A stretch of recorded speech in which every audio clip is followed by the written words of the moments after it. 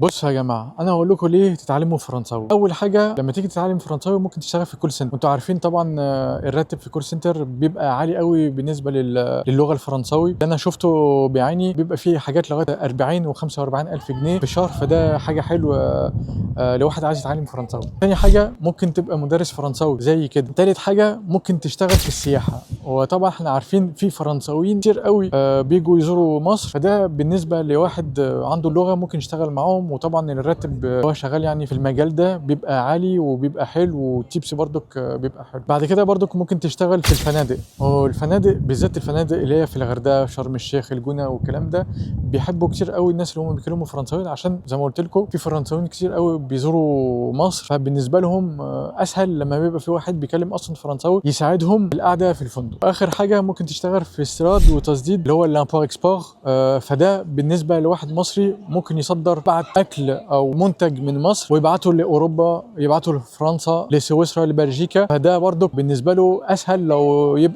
يعرف يتكلم اللغه، والفرنساوي بالنسبه له حاجه اساسيه. بس كده. لو عايز تعرف حاجه تانية عن فرنسا ما تنساش ما تعملش لايك، ما تعملش فولو. سالو.